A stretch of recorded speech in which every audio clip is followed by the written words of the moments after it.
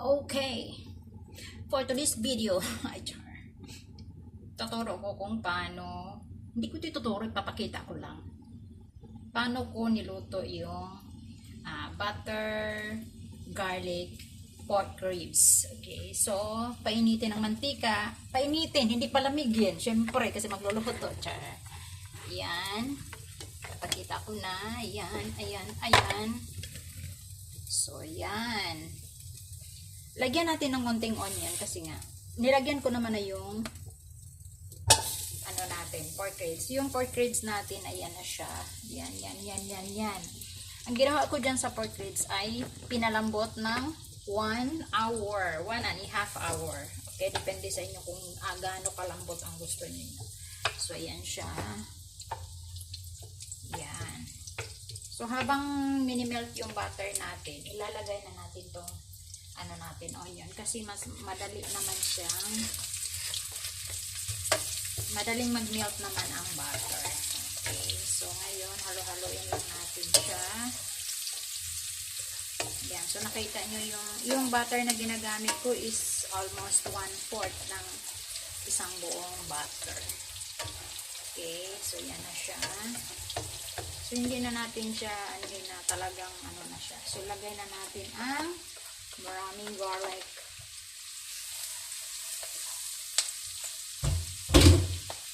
Ayan na siya. So, halo-haloin lang natin hanggang mag-golden brown ang ating garlic and the onion. Okay, ayan na siya.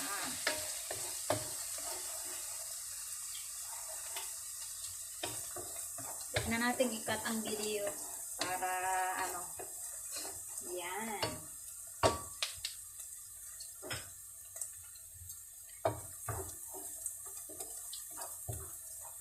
Na siya, mabango. Malakas ang apoy na gamit natin dito, ha.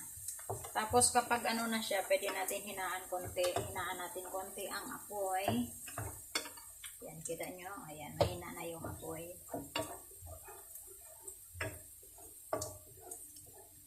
Yan na siya.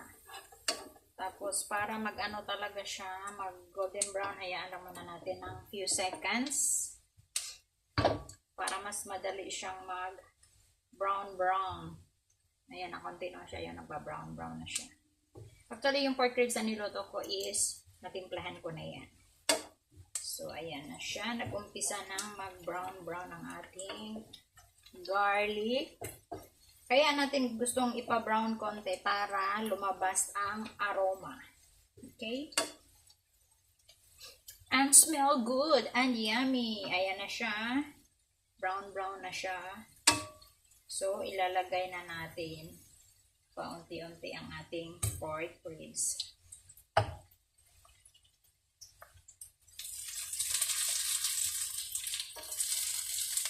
Marami itong pork ribs natin. Yan, oh. Natatanggal na yung laman. Ang nilagay ko dito, hindi siya yung yung dark sauce siya na hindi maalat. Yung dark sauce na ginagamit lang. Ganito, hinaan na ang apoy para naman hindi masunog yung garlic. Ayan. So, lalagay na natin yung ating pork ribs. Ayan. Tapos, ilagay natin yung dito. Kasi meron to siyang seasoning pa dito. Marami itong niluto ko na pork ribs kasi may na-add kaming 2 tao. So, ayan. So, ayan na yung pork ribs natin. Ilagay na natin ang kawasan natin. Ito, dami ng pagkasan mo.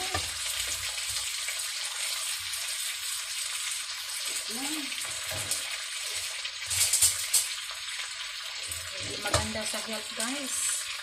Maraming mantika yung Ayan, kasi yung sa pork ribs Kasi masyadong mataba yung ating pork rib.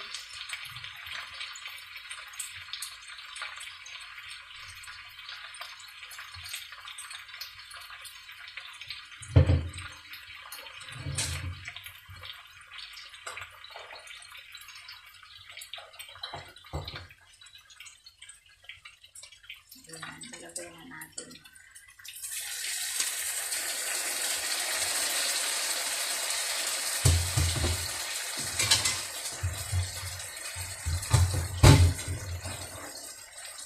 Ayan ha, walang cut yan ha. Ayan.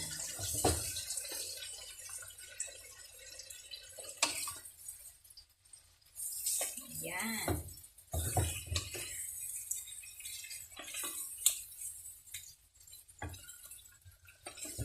Hindi siya natin pwedeng halu-haluin na ganyan kasi nadudurog yung laman niya kasi sobrang lambot na nga niya. Ayan o. Ayan o. Sobrang lambot na, matatanggal na siya sa buto niya. So, ganon-ganon lang natin siya. Tapos, lagyan ko siya ng teriyaki sauce. Teriyaki siya na ano siya, na a bit sweet.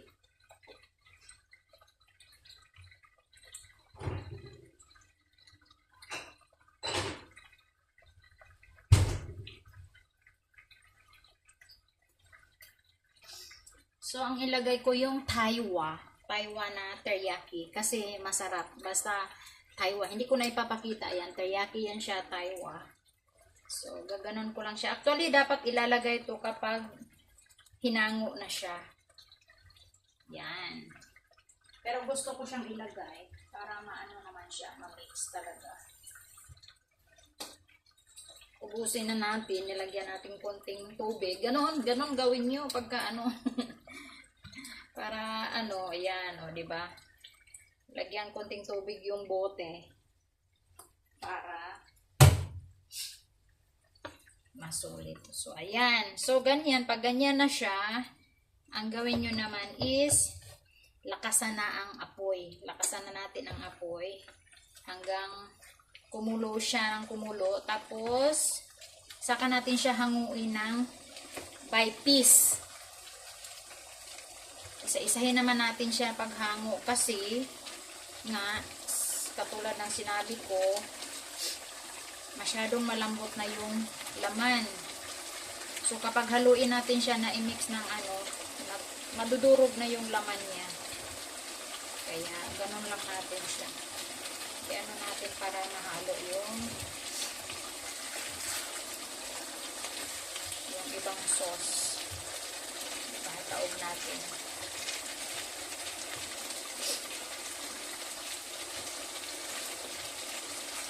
Yan, ganyan lang siya.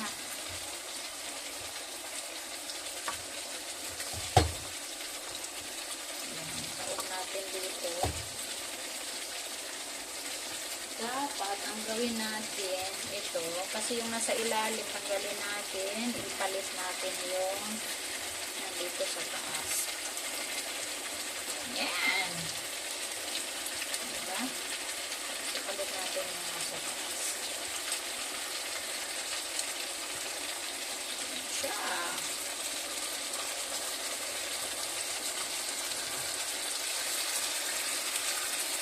Ano yung gilid?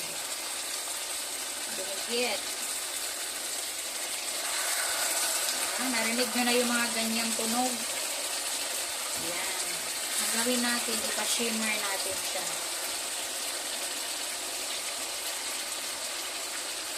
So, ayan na siya.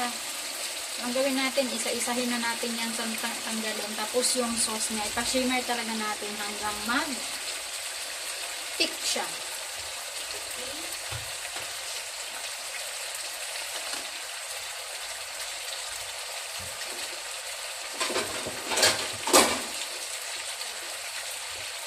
Dito natin siya ilagay.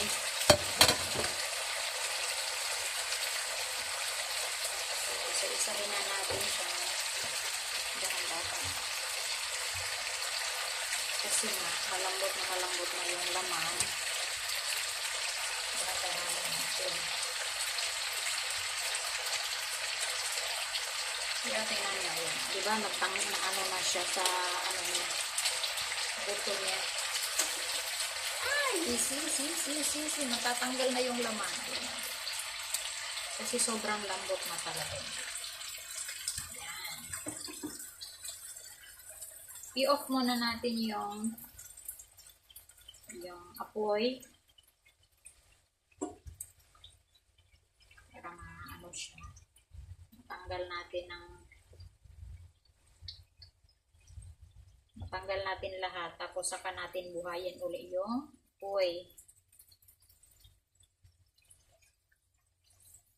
Yan, nag-aano siya sa ilalim kasi hindi nga natin na mix ng masyado.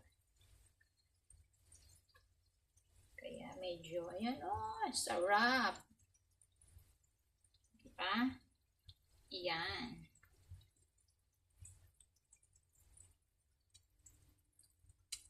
Ang pork ribs natin ay malasa at malinamnam.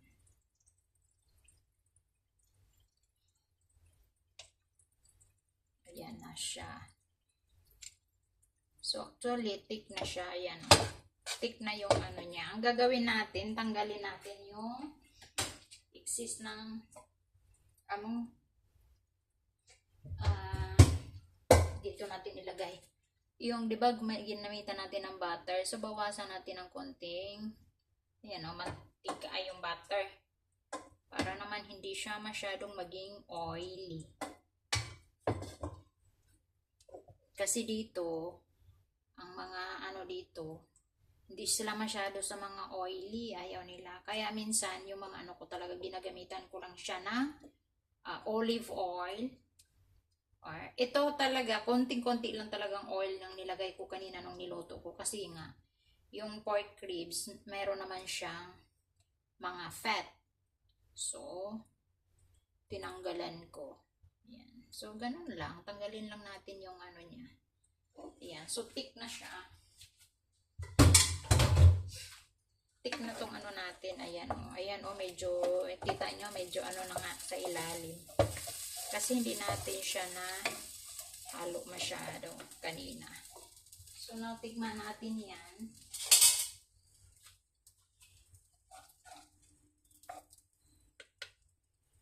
Matika yung pumatong.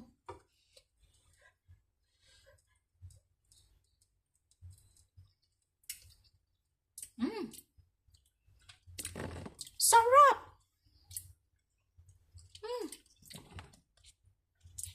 Ang sarap niya.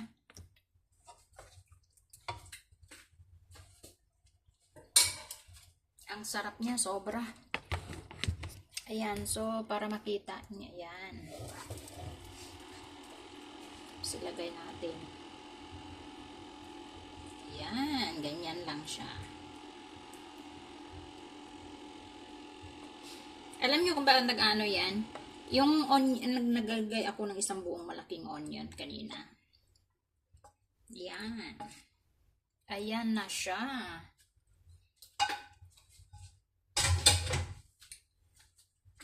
So, done. Done na ang ating butter garlic pork ribs. O, diba? Pawis na ako. So, that's it. Yummy na siya. Pawis.